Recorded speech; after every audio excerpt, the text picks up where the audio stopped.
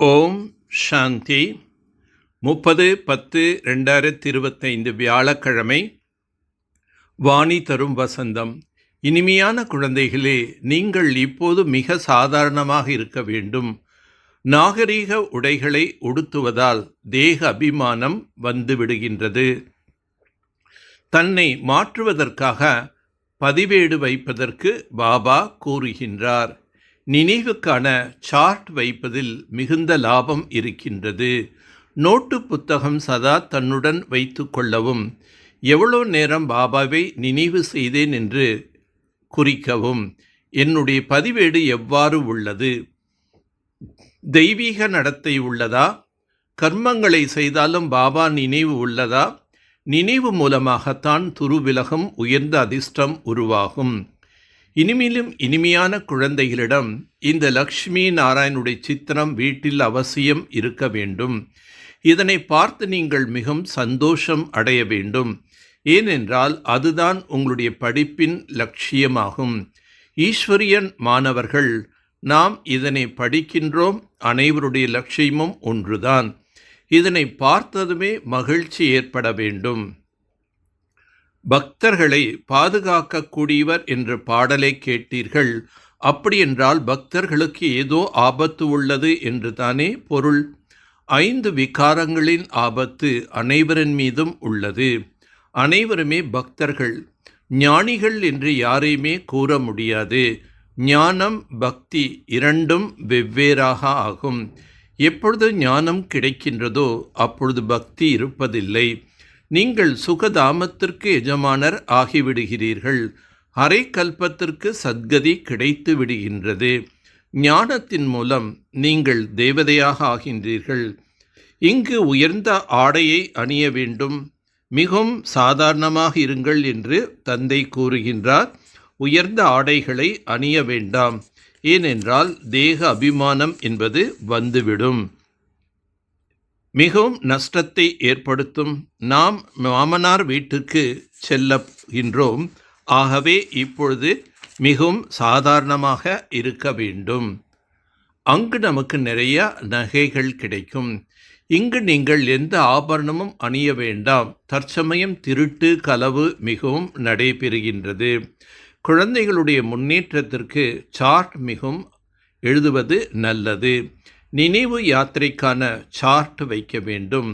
தன்னுடன் எப்பொழுதும் நோட் புத்தகம் இருக்க வேண்டும். அதில் நான் எத்தனை நேரம் பாபாவை நினைத்தேன் என்று குறித்து கொள்ள வேண்டும். நினைவு செய்யவில்லை என்றால் துரு போகாது. நினைவு செய்தால் துரு நீங்கும். துருவை போக்க பொதுவாக மண்ணெண்ணெயில் போடுவார்கள். அப்பொழுது அந்த பொருளில் உள்ள துரு நீங்கிவிடும். அதேபோல் பாபாவின் நினைவுதான் ஆத்மாவில் உள்ள துருவை போக்கும். பாபா எவ்வளோ உயர்ந்த பதவி தருகின்றார். சிறிதாவது நாம் முயற்சி செய்ய வேண்டும் அல்லவா? சிவ தந்தை பிரம்மா மூலமாக என்னை இவ்வாறு ஆக்கிக் கொண்டிருக்கின்றார் என்று புத்தியில் சதா நினைவு வர வேண்டும். சிவ் பாபாவுக்கு நாம் என்ன கொடுக்கின்றோமோ அதனை அவர் நம்முடைய சேவைக்காகத்தான் பயன்படுத்துகின்றார். சிவ் பாபா தன்னிடம் வைத்து கொள்வதில்லை. அனைத்தையும் கொடு, விஸ்வத்துக்கு எஜமானன் ஆகலாம் என்று பிரம்மாவுக்கு கூறினார். உடனே அவர் அனைத்தையும் அர்ப்பணம் செய்தார். நான் என்ன வழி தருகின்றேனோ அதனை பின்பற்றவும் என்று பாபா கூறுகின்றார். இவர் என்ன செய்தார் அதையும் பாபா நமக்கு எடுத்துரைக்கின்றார். உங்களுக்கு போலாநாத் பாபா கிடைத்துள்ளார். அவர் எவ்வளோ கள்ளம் கபடமற்றவர்.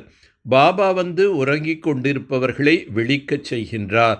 யார் விழிப்படைந்தவர்களாக இருப்பார்களோ அவர்கள்தான் பிறரையும் எழுப்புகின்றார்கள். யார் மற்றவர்களை விழிப்படைய செய்யவில்லையோ அவர்கள் தன்னையும் விழிப்படைய செய்யவில்லை என்று தான் பொருளாகும். ஆகவே குழந்தைகளே, இது இறுதி நேரம். ஆகவே உறங்கிக் கொண்டிருக்காதீர்கள். புத்தியில் தன்னுடைய லட்சியம் குறிக்கோள் நினைவில் வைக்க வேண்டும். ஸ்ரீ லக்ஷ்மி நாராயண் சித்திரத்தை சதா தன்னுடன் வைத்திருக்க வேண்டும். நான் இவ்வாறு ஆகுவதற்காக படித்து கொண்டிருக்கின்றேன் என்ற குஷி இருக்க வேண்டும். நாம் இறை மாணவர்களாக இருக்கின்றோம்.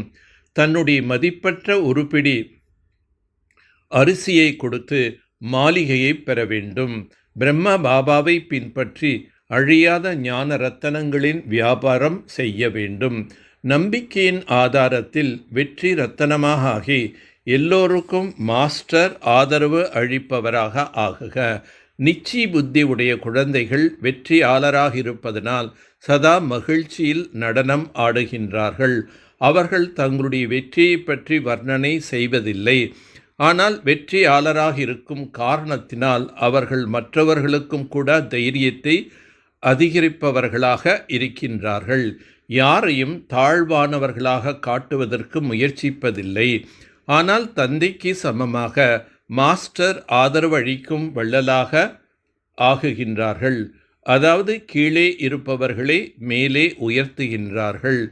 வீணானவற்றிலிருந்து சதா தூரமாக இருக்கின்றார்கள். வீணானவற்றிலிருந்து ஒதுங்கி இருப்பதான் வெற்றியாளர்கள் ஆகுவதாகும். அப்படிப்பட்ட வெற்றி பெறும் குழந்தைகள் எல்லோரும் மாஸ்டர் ஆதரவளிக்கும் வள்ளலாக ஆகிவிடுகின்றார்கள். சுயநலமற்ற மற்றும் விகாரமற்ற எண்ணங்களுடைய மனோநிலையின் மூலமாக சேவை செய்யக்கூடியவர்கள்தான் வெற்றி மூர்த்திகள். யோகத்தை பிரயோகம் செய்வதற்கு திருஷ்டி மற்றும் விருத்தியில் பவித்ரதா மேலும் முக்கியத்துவம் கொடுங்கள். பவித்ரதாவுக்கு முக்கியத்துவம் கொடுங்கள். இதற்கான மூல ஆதாரம் தன்னுடைய எண்ணங்களை சுத்தமானதாக, ஞானத்தின் சொரூபமாக, சக்தியின் சொரூபமாக ஆக்குங்கள். ஒருவர் எவ்வளோ வழி தவறி கலக்கமாக துக்கத்தின் பிடியில் இருந்தாலும் மகிழ்ச்சியாக இருப்பது சாத்தியமற்றது என்று நினைத்தாலும் உங்கள் முன் வந்தவுடன் உங்களுடைய மூர்த்தி, உங்களுடைய விருத்தி, உங்களுடைய திருஷ்டி ஆகியவை அந்த ஆத்மாவை மாற்றம் செய்துவிடும். இதுதான் யோகத்தை பயன்படுத்துவதாகும். நல்லது. ஓம் சாந்தி, ஓம் சாந்தி, ஓம் சாந்தி.